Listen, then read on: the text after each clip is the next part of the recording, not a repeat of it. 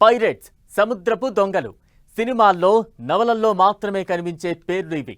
సముద్రాలపై ప్రయాణించే ఓడలపై దాడులు చేసి విలువైన వస్తువులు, ధనం, సరుకులను హింస ద్వారా దోచేసుకుంటారు వీళ్ళు. అలాంటి పైరేట్లు ఇప్పుడు మరోసారి పంజా విసిరారు. సోమాలియా, యెమెన్ తీరాల్లో సముద్రపు దొంగలు దారుణానికి పాల్పడ్డారు. 2 కార్గో నౌకలు హైజాక్ అయ్యాయి. ఈ ఘటనలో మొత్తం 22 మంది భారతీయులు ఉన్నారు. ఇంతకీ హైజాక్ ఎలా జరిగింది? ఇప్పుడేం జరగబోతోంది?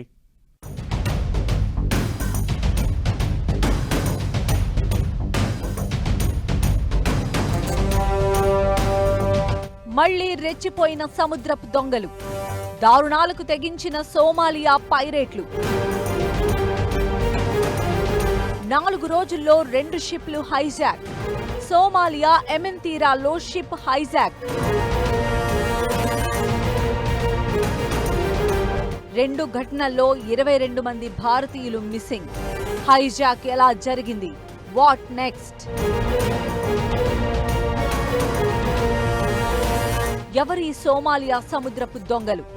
సోమాలియా పైరేట్ల చరిత్ర చెబుతోందేంటి? సోమాలియా తీరంలో సముద్రపు దొంగలు రెచ్చిపోయారు. తుర్కియే నుంచి సోమాలియా రాజధాని మొగడిషుకు వెళుతున్న లూటాఫ్ అనే కార్గో నౌకను సముద్రపు దొంగలు హైజాక్ చేశారు. కామరూన్ పతాకంతో ప్రయాణిస్తున్న ఈ నౌకలో మొత్తం 10 మంది సిబ్బంది ఉన్నారు. వారిలో 6 భారతీయులు, మిగిలిన వారు తుర్కియే, జార్జియా, సెర్బియా దేశాలకు చెందినవారు. నౌక దగ్గరకు ఒక చిన్న పడవ వచ్చి వెళ్లిన తర్వాత ఆ ప్రాంతంలో వైమానిక దాడి జరిగిందని, అయితే ఆ దాడి ఎవరు చేశారనే దానిపై స్పష్టత రావాల్సి ఉంటుందని అధికారులు తెలిపారు. ప్రస్తుతం ఈ ఘటనపై దర్యాప్తు కొనసాగుతోంది. ఏప్రిల్ 26న స్వాడ్ అనే ఒక వ్యాపార నౌకను హైజాక్ చేసిన పైరేట్స్ బృందమే ఈ దాడులు చేసి ఉంటుందని అధికారులు భావిస్తూ ఉన్నారు. అయితే ఈ ఘటనపైన భారత ప్రభుత్వం నుంచి కానీ, తుర్కియే అధికార వర్గాల నుంచి కానీ ఇప్పటి వరకు ఎలాంటి అధికారిక ప్రకటన రాలేదు.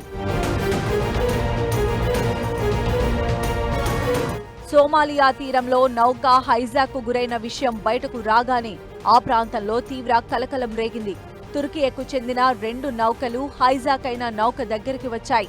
ఆ దేశ హెలికాప్టర్లు, డ్రోన్లు ఆ ప్రాంతాన్ని పర్యవేక్షించాయి. ఫుట్లాండ్లోని ఈల్ జిల్లాలో మరయ్యా తీరానికి సుమారు 3.5 నాటికల్ మైళ్ల దూరంలో నౌకను 8 మంది పైరేట్లు స్వాధీనం చేసుకున్నట్లు తెలుస్తోంది. ఇందులో తుర్కియేకు చెందిన ఆయుధాలు, కమ్యూనికేషన్, శాటిలైట్ పరికరాలు ఉన్నాయని, అవి మొగాదిషులోని సైనిక శిక్షణా కేంద్రానికి తరలిస్తున్నట్లు సోమాలియా అధికారి తెలిపారు. హైజాక్ జరిగిన మరుసటి రోజు ఓ ఆసక్తికర పరిణామం చోటు చేసుకుంది. 2 వ్యక్తులతో కూడిన ఒక చిన్న పడవ హైజాక్ అయిన నౌక దగ్గరకు వెళ్లి అక్కడ ఉన్న దొంగలకు సోమాలియాలో ఫేమస్ అయిన ఖాత్ అనే పదార్థం అందించింది. అయితే ఆ పడవ తిరిగి తీరానికి చేరుకున్న కొద్దిసేపటికే అక్కడ వైమానిక దాడి జరిగింది. ఈ దాడిలో 4 చనిపోగా మరో 2 తీవ్రంగా గాయపడ్డారు. అయితే ఈ దాడి ఎవరు చేశారు? చనిపోయిన వారికి హైజాక్ తో సంబంధం ఉందా అనేది తేలాల్సి ఉంది. ఇక అటు ఎరిత్రియా జెండా ఉన్న MT Cebu-1 అనే చమురు ఉత్పత్తుల ట్యాంకర్ను ఆగస్టు 20న యెమెన్ తీరానికి సుమారు 30 నాటికల్ మైళ్ల దూరంలో ఉన్న ఎడెన్ గల్ఫ్లో సాయుధ సముద్రపు దొంగలు హైజాక్ చేశారు. ఈ నౌకలో 16 మంది భారతీయులు, 1 సిరియా జాతీయుడు, 1 సూడాన్ జాతీయుడు, 1 ఇరాన్ జాతీయుడు, మరొక గుర్తింపు లేని నావికుడు సహా మొత్తం 20 మంది సిబ్బంది ఉన్నారు. ఇలా 4 రోజుల గ్యాప్లో 2 షిప్లను సోమాలియా పైరేట్లు హైజాక్ చేయడం కలకలం రేపుతోంది. ఈ వరుస ఘటనలు ప్రపంచ వ్యాప్తంగా ఇప్పుడు చర్చకు దారితీస్తున్నాయి.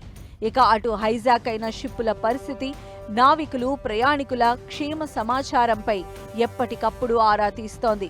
ఇక మరోవైపు సోమాలియాలో మళ్లీ హింసాత్మక జ్వాలలు కనిపిస్తున్నాయి.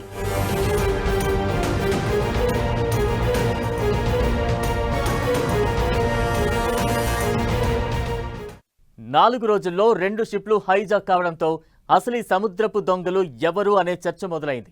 అయితే తీరంలో ఏం జరుగుతుందో తెలియాలంటే ముందు సోమాలియా పైరేట్ల కథ తెలియాలి. ఇందుకీ ఎవరి సోమాలియా పైరేట్స్, వాళ్ళ చరిత్ర ఏంటి, ఎందుకు సముద్రంలో దొంగతనాలు చేస్తున్నారు, ఎలా దాడి చేస్తారు?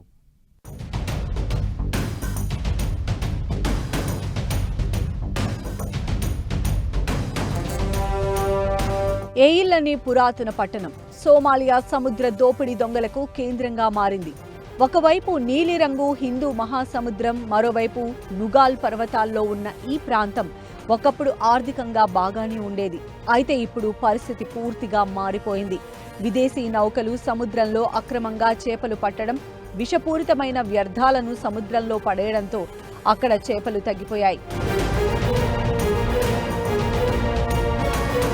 మరోవైపు భూమి నిండా రాళ్లు వ్యవసాయానికి అనుకూలంగా లేకపోవడంతో అక్కడి జనాలకు జీవనోపాధి కరువైంది. దీంతో చాలా మంది సముద్ర దోపిడీ ఒక్కటే ఆదాయ మార్గంగా కనిపించింది. తమ సముద్రాన్ని, మిగిలిన వనరులను కాపాడుకోవడానికి ఇదే మార్గమని వాళ్లు భావించారు. సుమారు 20,000 మంది నివసించే ఈ పట్టణంలోని ప్రతి కుటుంబం మీద సముద్ర దోపిడీ ప్రభావం ఉంటుంది. 1991లో సోమాలియా మాజీ నియంత మహ్మద్ సియాద్ను యుద్ధ నాయకులు అధికారం నుంచి తొలగించారు. ఆ తర్వాత దేశంలో ప్రభుత్వ వ్యవస్థ దాదాపుగా కుప్పకూలిపోయింది. ఈ పరిస్థితిని ఉపయోగించుకున్న కొన్ని యూరప్, ఆసియా దేశాలకు చెందిన కొందరు సోమాలియా సముద్ర జలాల్లో అక్రమంగా చేపలు పట్టడం, అలాగే పారిశ్రామిక విషపూరిత వ్యర్థాలను సముద్రంలో పడేయటం ప్రారంభించారు. వీళ్లను తరిమి కొట్టేందుకు స్థానిక మత్స్యకారులు, ఆయుధాలు కలిగిన కొన్ని బృందాలు ఏర్పడ్డాయి. సోమాలి కోస్ట్ గార్డులు అనేవాళ్లు వీళ్లను. అయితే నౌకలను పట్టుకోవడం కష్టమేమీ కాదని తెలుసుకున్న ఆ గ్యాంగ్లు ఆ తర్వాత సముద్ర దొంగలుగా మారారు.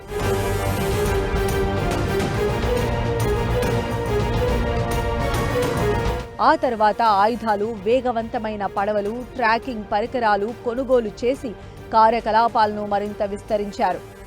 మొదట్లో కొంతమంది సముద్ర దొంగలు తుపాకులతో చిన్న చేపల పడవల్లో వెళ్లి పెద్ద నౌకలను వెంబడించేవాళ్లు.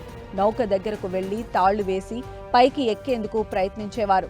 తర్వాత విమోచన రుసుము ద్వారా భారీగా డబ్బు సంపాదించడం ప్రారంభించారు. ఆ డబ్బుతో వేగవంతమైన పడవలు, ట్రాకింగ్ పరికరాలు, శక్తివంతమైన ఆయుధాలు కొనుగోలు చేశారు. ఇప్పుడు సాధారణంగా ఒక మదర్ షిప్ ముందుగా టార్గెటెడ్ నౌకను గుర్తిస్తుంది. ఆ తర్వాత 2 చిన్న వేగవంతమైన పడవలను నౌకకు 2 వైపులా పంపిస్తారు. అందులో ఉన్న దొంగలు కొక్కీలు, నిచ్చెనలు ఉపయోగించి నౌకపైకి ఎక్కి దాన్ని స్వాధీనం చేసుకుంటారు. కొన్నిసార్లు నావికులను భయపెట్టేందుకు నౌక ముందు భాగం కాల్పులు కూడా జరుపుతారు. అంతర్జాతీయ సముద్ర నిబంధనల ప్రకారం చాలా వాణిజ్య నౌకల్లో ఆయుధాలు ఉండవు. దీంతో దొంగలు నౌకపైకి ఎక్కిన తర్వాత సిబ్బంది త్వరగా లొంగిపోతారు. బందీలుగా ఉన్న వారిని హింసించరు. వాళ్ల టార్గెట్ డబ్బులు సంపాదించడమే. సింపుల్ గా చెప్పాలంటే సోమాలియా సముద్ర దొంగలు ఒక్క రోజులో పుట్టుకొచ్చిన వారు కాదు. సోమాలియాలో ప్రభుత్వ వ్యవస్థ బలహీనపడటం, విదేశీ నౌకల అక్రమ చేపల వేట, సముద్రంలో విషపూరిత వ్యర్థాలు పడేయటం లాంటి పరిణామాలతో స్థానిక మత్స్యకారుల బృందాలుగా మొదలై ఆ తర్వాత డబ్బుల కోసం నౌకలను హైజాక్ చేసే అంతర్జాతీయ సముద్ర దొంగల గ్యాంగులుగా మారారు.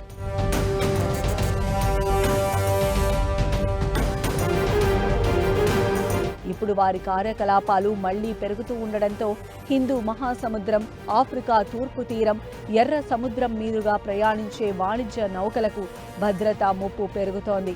సోమాలియా తీరంలోనే కాదు, ప్రపంచంలోని కీలక సముద్ర వాణిజ్య మార్గాల్లో సముద్ర దోపిడీ పెరుగుతున్నట్లు లెక్కలు చెబుతున్నాయి.